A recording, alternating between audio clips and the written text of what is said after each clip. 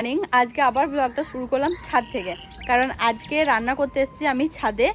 কারণ নিচে যে শীত লাগছে তার নিচে আর টেকা যাবে না, মনে হচ্ছে জমে যাব। তাই ছাদে একদম খোলা হাওয়ায় রোদ্রে রান্না করব। কি রান্না করছি সেটা তোমাদেরকে দেখাবো।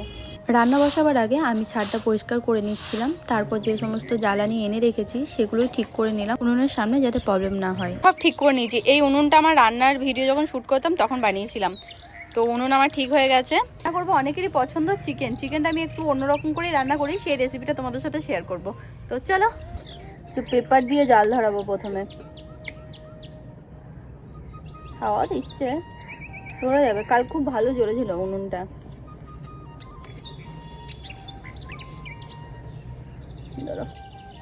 ও মা, আমি একটা কি ভাবছি বলো তো, সেই বাসরলতি গাছটা দেখলাম না, সেই ঝুলছিল লাল লাল ফুলগুলো, ওই থামটা থেকে স্টার্ট করবো, তো ওই দিক দিয়ে এদিক দিয়ে পুরোটা করবো, তাহলে সে ঝুলবে এগুলো গাছগুলো, ফুলগুলো খুব সুন্দর লাগবে। একটা নিয়ে আসবো না, তোমরা কি বলো?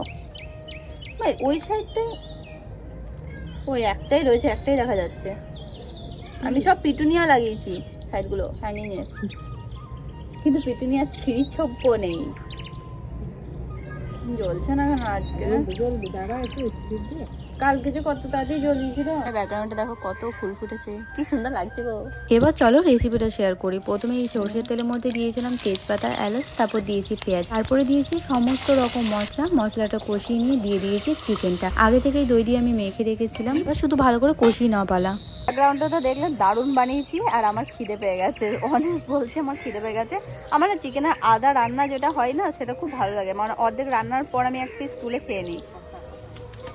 কষা না, ফুল কষা নয়, মানে অর্ধেক কষা হয়, সেটাই আমার খেতে ভালো লাগে। আমাদের গাছে দেখো কত কুল ধরেছে, কুলগুলো পাকলে একদিন মাখা করে খাবো। তো চলো আগে আবার গার্ডেনিংয়ের ভিডিওটা শ্যুট করে নিই, তারপর আবার তোমাদের সাথে দেখা হচ্ছে। গান করা ভীষণ চাপের, কেন বলছি আমি তোমাদেরকে দেখাই। তোমাদেরকে অনেকবার দেখিয়েছি আমি এটা স্প্রে করছি, ওটা স্প্রে করছি, তবুও আবার দেখো কুড়িটাই দেখো পোকাতে কি করেছে। দেখো এটাই দেখো, প্রত্যেকটা ফুলকে নষ্ট করে দিচ্ছে পোকাতে। এখানে দেখো ফুলটা ভালো করে ফুটতেই পারেনি, এটার সাইজটা দেখো কত বড় হয়েছে, আর এটা দেখো ফুটতেই পারেনি, পোকা ধরে গেছে। এটাতেও পোকা ধরে গেছে। এটা নয়, তোমাদেরকে দেখাচ্ছি লঙ্কা গাছেও পোকা ধরেছে। দেখো প্রচুর লঙ্কা ধরেছে, ঠিক আছে, প্রচুর লঙ্কা কুড়িয়ে এসছে, ফুল ফুটেছে। আর কালকেই একটা তুলে ফেলেছি আমি, পোকাতে অর্ধেক করে দিয়েছে। এই দেখো দেখো দেখো দেখো, পোকাতে অর্ধেক করে দিয়েছে, দেখো খেয়ে দিয়েছে।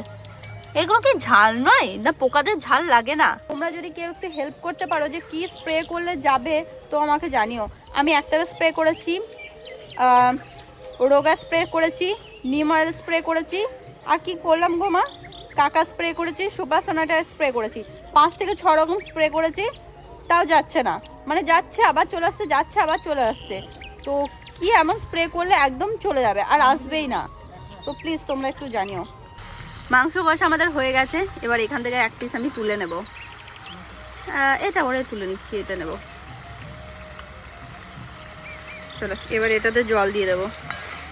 হেভি লাগছে মা। না না না না না না না না না।